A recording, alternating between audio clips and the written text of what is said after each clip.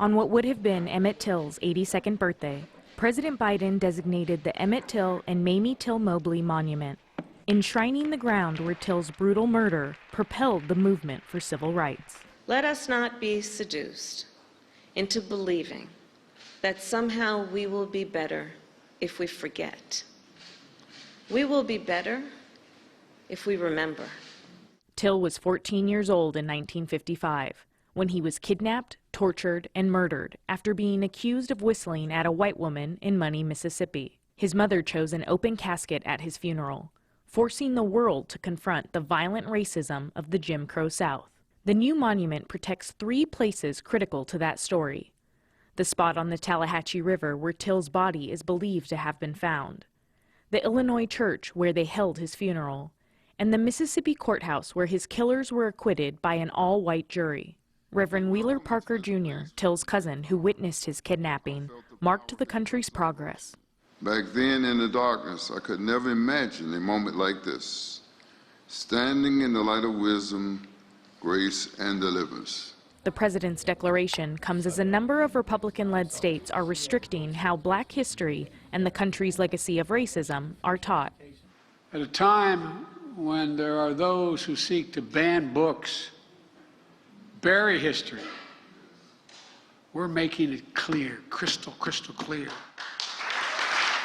While darkness and denialism can hide much, they erase nothing. Florida Governor Ron DeSantis, a Republican presidential candidate, came under fire last week after his state introduced new standards for teaching black history.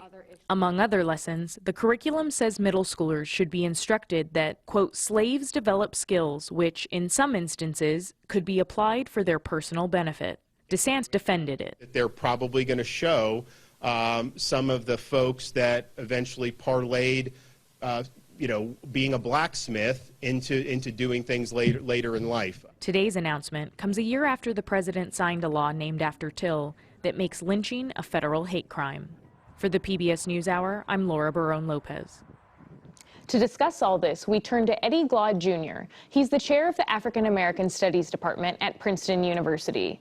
Professor Glaude, thank you so much for joining us. The designation today of the Emmett Till and Mamie Till Mobley Monument comes 68 years after Emmett Till's murder. What's the significance of today's announcement? Well, first, let me just say it's a pleasure to be in conversation with you. And I'm no longer the chair of African American Studies at Princeton. I'm just a regular professor. It's an extraordinary moment to insist on the importance of history, to in some ways memorialize, to recognize the power of everyday ordinary people, to call attention to the extraordinary violence and brutality that surrounded the death of Emmett Till. It's unlike traditional memorials, right, or civil rights monuments. It's more like that in Montgomery, where you see, right, the violence of our history in the forefront, not the triumph of the story. And it's important in this moment when you have people denying history, engaging in book banning, curricular shenanigans, and the like. So it's really, really a critical intervention in the battleground, in the battle for our story, it seems to me. President Biden gave these remarks today as Republican lawmakers and conservative organizations at the state and local level are challenging the teachings of race and black history. The state of Florida just released its new African American history education standards, which include instruction that, quote, slaves develop skills which in some instances could be applied for their personal benefit. Professor, is that historically accurate? No. You remember, history is not just simply the dispassionate detailing of facts. It's also it's an interpretation of what happened. And so we know that those who were enslaved acquired certain skills as they were conscripted to labor on behalf of those who owned them. But that's the equivalent of saying that the Holocaust was beneficial because those who were conscripted helped build the German war machine. It doesn't make sense factually, and it doesn't make sense morally. So the claim is really about kind of absolution, trying to make sense of or trying to make the claim that the evil of slavery actually produced good so that then you can wash your hands of responsibility of the consequence of that evil institution. Another part of this curriculum that I want to ask you about is for lessons on some of the worst incidents of mass racial violence in U.S. history. The Tulsa Massacre in Oklahoma, the Ocoee Massacre in Florida, and these are listed as examples of instruction on, quote, acts of violence perpetrated against and by African Americans. What do you make of that framing? I find it insulting. You know, I understand the anger of the vice president in this regard. But, you know, it's as if when African Americans strike the blow for freedom, when they defend themselves, somehow that's the equivalent of those who seek to oppress them.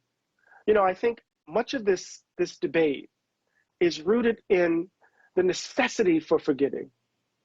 You know, many people don't want to believe what has happened and what is happening to Black folk in this country. They don't want to know about the cruelty of slavery. They don't want to know about our encounters with police. And so there's this ongoing denial because they refuse to believe what we're saying. And so what we have to do in the face of that is to do exactly what President Biden suggested in quoting Ida B. Wells. We have to tell the truth to shine a light on the lies. Professor, I do just want to ask you, with the few seconds we have left, what are the stakes of this, the stakes of children learning history in this way? Well, I mean, we have to produce the kinds of people democracies require. If we don't tell the story correctly, what we choose to leave out of our stories and who we choose to leave out of our stories actually reveals the limits of our understanding of justice. So are we going to be moral monsters? Or are we going to be the kinds of people that democracy requires and needs? So the stories are absolutely critical to whether or not we're going to survive. Professor Eddie Glaude, Jr. of Princeton University, thank you for your time. Thank you for having me.